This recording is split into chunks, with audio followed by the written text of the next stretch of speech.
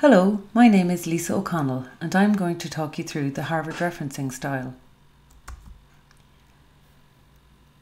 Here we're going to evaluate a text and apply a Harvard referencing style in order to cite it for an assessment.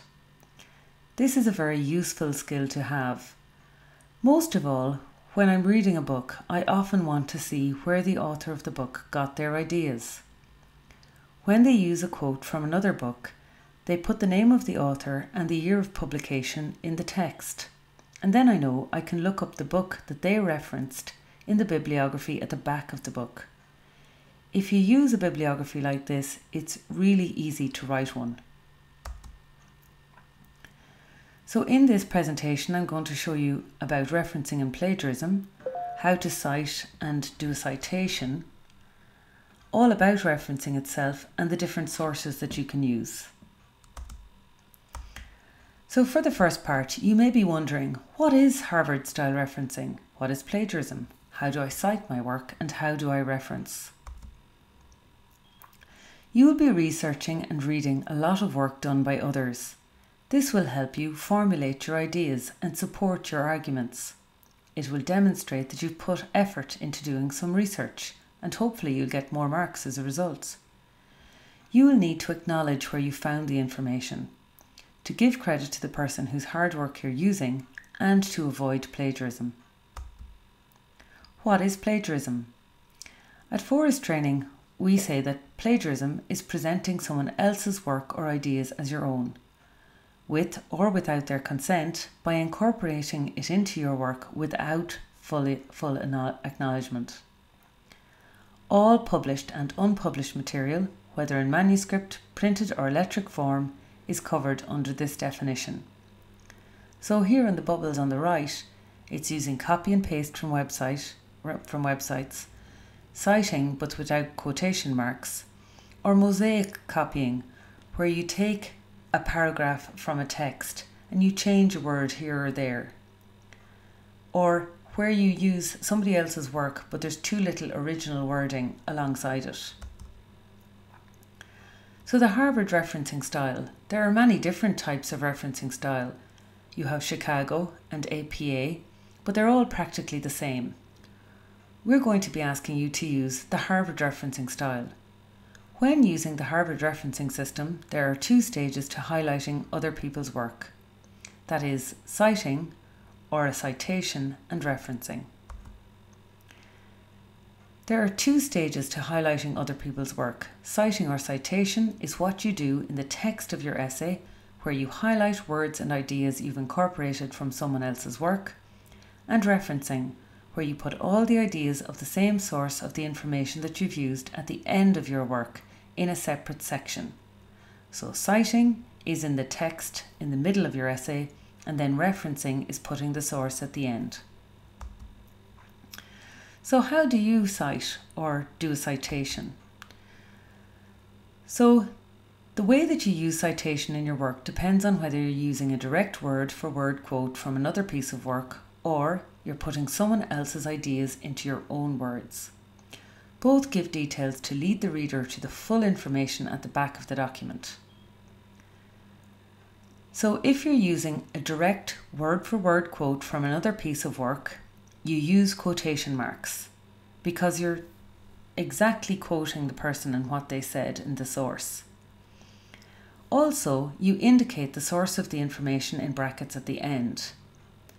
Now, if you're putting someone else's ideas into your own words, you don't need to use quotation marks, but you still need to indicate the source of the information in brackets at the end.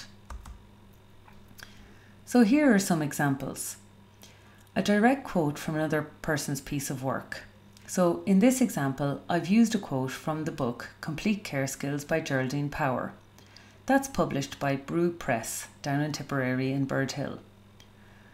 So if I want to directly quote Geraldine Power, I'm going to say, to care for others, we need certain skills. These are Geraldine's exact words, so I'm going to put them in inverted commas. And then I'm going to put her surname and the date of publication of the book, and the page that the reference is from, in this case page 1, in brackets at the end of the quote. And then at the end of the piece of text I'm writing, I'm going to do my bibliography. And so I'm going to list the reference so that the person can see in the brackets that I'm taking this idea from someone else, that her surname is Power. And at the end of the book or end of the assignment, I can look and I can see that, oh, it's Power G 2019 Complete Care Skills, first edition, Bird Hill Brew Press. This means that I'm going to be able to find or source the source text or the source information. Now, if I'm putting Geraldine's text in my own words, this is the example on the right, I'm going to rephrase what she said. And my rephrasing is, certain skills are needed to care for others well. I'm not going to put it in quotations because it's not a direct quote, but I'm still going to credit her with that idea.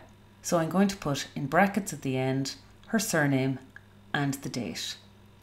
Or I can phrase it a little bit differently. I can say Power 2019 asserts that certain skills are needed to care for others well. References will look like this the same way at the back of both documents. So I still list it in my bibliography the same way as I did when it was a direct quote. This slide is a slide that you need to spend some time at understanding the two different ways to cite or use a citation. So a citation only includes a maximum of 3 pieces of information. If you're copying a direct quote, this will be the author's surname, Power, and the year the source was published, that is 2019, and the page number, that was page 1. If it's not a direct quote, you should include the author and the year the source was published only. So in referencing then, the reference section of your work should include all the information about the source of a statement that you use in your essay. Each separate source of information should always start with the same information as the citation in your essay, so that the source material details can be easily found. You should then organise each source alphabetically by the author. If for any reason there is no author, or you should use the title of the source instead.